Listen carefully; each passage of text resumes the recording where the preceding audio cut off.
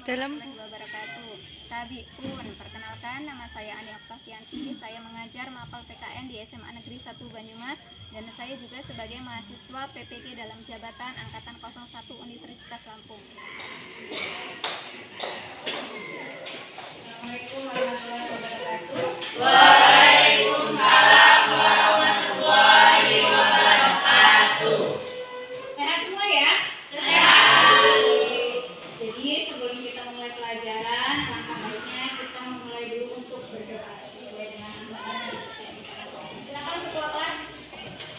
Kita mengawali kegiatan pembelajaran pada hari ini. Berdoa mulai.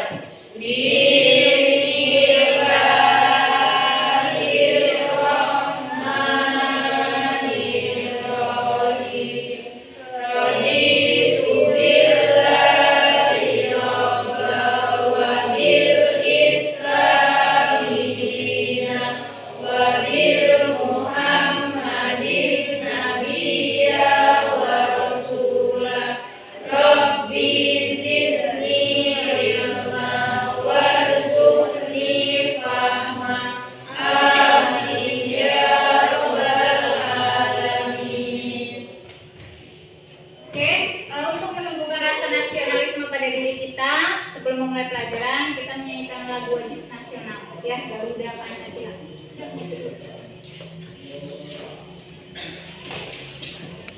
Ini boleh ya, Ding? Ayo maju, maju, ayo maju, maju, ayo maju, maju. Garuda Pancasila, akulah pendukungmu. Patriot proklamasi, sedia berkorban untukmu. Pancasila dasar negara, rakyat adil makmur sentosa, pribadi bangsaku. Ayo maju, maju, ayo maju, maju, ayo maju, maju. Sambil Ibu cek ya siapa yang tidak hadir hari ini.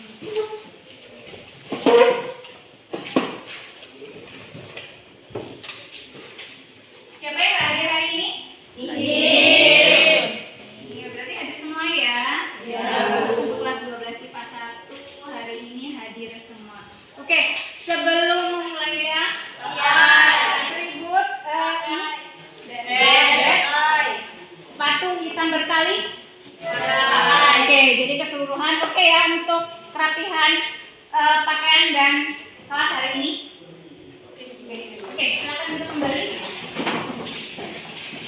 Oke, untuk pembelajaran hari ini kita akan meneruskan materi yang tidak melaksanakan kewajiban yang harusnya kita laksanakan tapi tidak kita laksanakan atau tidak kita lakukan.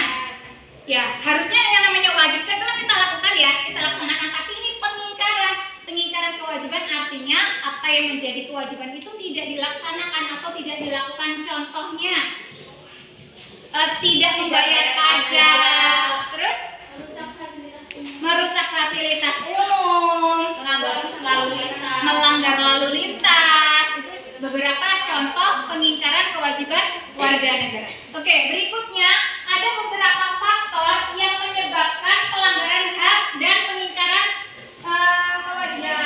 Membuka situs yang tidak seharusnya dibuka, ya, misalnya pornografi, itu ya, terus kekerasan, ya, jadi itu ada beberapa faktor yang menyebabkan pelanggaran hak dan pengingkaran kewajiban warga negara.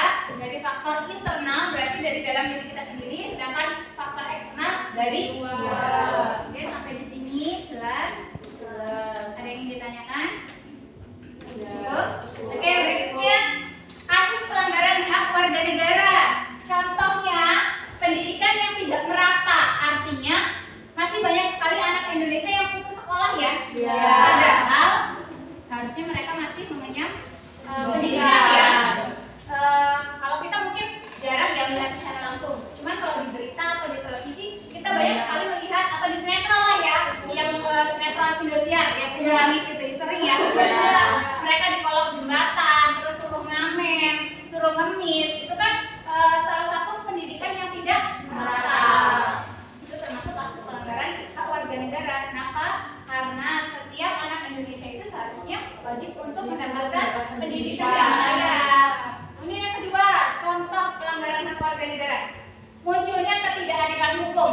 Seperti tadi yang sudah disampaikan oleh Anissa ya. Ketidakadilan hukum yaitu penegak hukum yang seenaknya sendiri, pilih-pilih, bisa disogok ya. Kemudian selanjutnya menciptakan kegaduhan di perpustakaan. Siapa yang pernah? Jadi di perpustakaan itu harusnya tenang, hening, hikmat untuk membaca. Tapi pada kenyataan kadang hanya untuk rumpi, hanya untuk janjian, ya, kemudian membuat kegaduhan atau keributan. Kemudian berikutnya tidak mendapatkan kesempatan memilih. Tidak diberikan kesempatan untuk berpendapat atau memilih saat pemilu. Ya, pemilu itu kalau kalian versi kalian anak sekolah ya seperti pemilihan ketua kelas, pemilihan ketua sisi. Ibu akan tayangkan video tentang kasus pelanggaran hak warga negara. Jadi silakan nanti kalian simak ya tentang video kasus pelanggaran hak warga negara. Anggap aja dengar.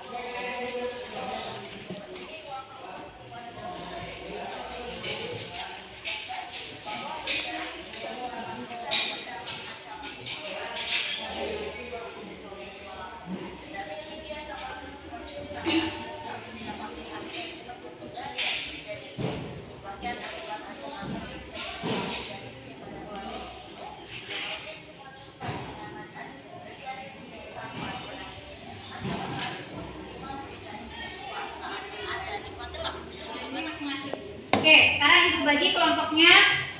Kelompok 1, Dolna Angeli, Lulu Lutfia, Aas Istiana. Kelompok 2, Asa Dewi, Nanda Ajeng, Muhammad Tamzi, dan Lia. Jadi, sudah dapat kelompoknya masing-masing? Sudah. Sudah, nanti ini ibu bagi soalnya, kemudian dikerjakan ya. Kelompok 1.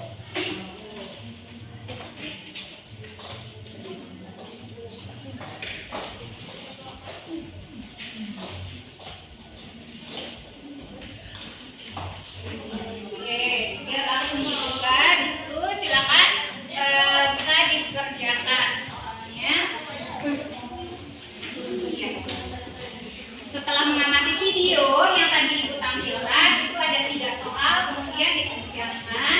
Nanti kalau sudah selesai presentasi ya, per kelompok maju dan kelompok lain silakan boleh untuk bertanya atau menanggapi. Oke.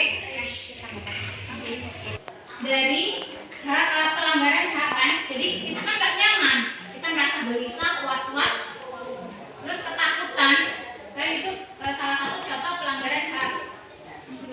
Harusnya kan video tersebut ya tentang kasus video pembunuhan Brigadir J. Kemudian menurut pendapat kalian nih, mengapa hal tersebut itu bisa terjadi? Itu kan tadi ada.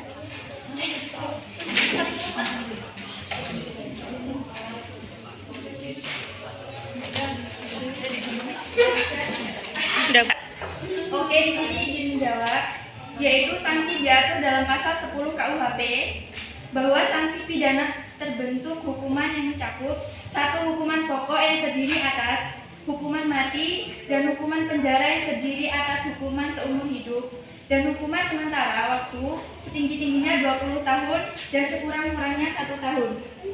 Hukuman tambahan yang terdiri atas pencabutan hak-hak tertentu, perampasan atau penyitaan barang-barang tertentu, dan pengumpamaan keputusan hakim. Mungkin ada kelompok lain yang ingin menambahkan, boleh? Salam warahmatullahi wabarakatuh. Perkenalkan, kami dari kelompok 4. Saya Anissa Putri. Saya Yunita Bimadasari. Saya Syahasa Fauza. Saya Ihsan dan Di sini kami akan mempresentasikan pendapat kami dan hasil diskusi kami dari video yang kami tonton tadi. Jadi di sini di LKPD ini terdapat 3 pertanyaan. Yang pertama, bagaimana tanggapan kalian mengenai video di atas atau yang tadi sudah ditayangkan?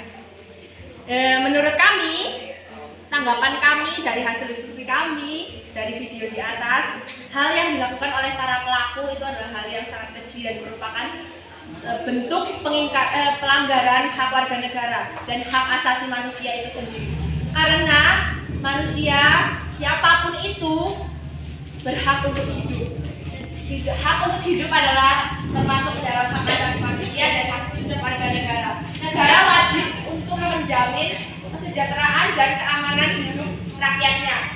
Dan hak untuk hidup dan hak untuk nyaman hidup itu termasuk ke dalam hak asasi manusia yang sudah melekat pada diri manusia sejak mereka lahir.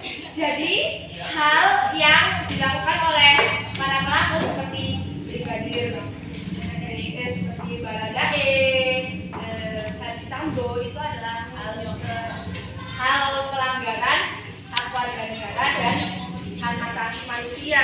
Dan menurut saya itu juga adalah penyalahgunaan kekuasaan, di mana kita ketahui bahwa Ferdy Sambo merupakan mempunyai jabatan yang cukup tinggi di kepolisian, tetapi dia malah menyalahgunakan jabatannya untuk membunuh seseorang. Itu menurut pendapat kami. Kedua, menurut pendapat kalian mengapa hal tersebut bisa terjadi? Menurut kami, hal tersebut bisa terjadi karena adanya penyalahgunaan kekuasaan, adanya rasa angkuh, dan adanya kondisi sosiologis atau perasaan dendam karena latar belakangnya di latar belakang.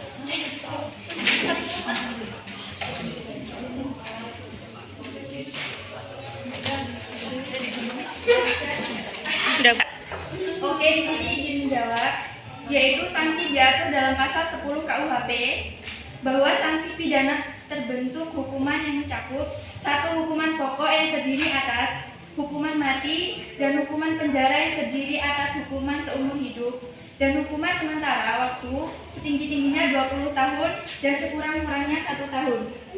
Hukuman tambahan yang terdiri atas pencabutan hak-hak tertentu, perampasan atau penyitaan barang-barang tertentu, dan pengumpamaan keputusan hakim. Mungkin ada kelompok lain yang ingin menambahkan, boleh dijawab. Kemudian sudah presentasi dan semuanya aktif ya, tapi di antara yang aktif ada yang paling aktif ya, yaitu kelompoknya Nanda. Silakan untuk Nanda sebagai perwakilan untuk maju ke depan.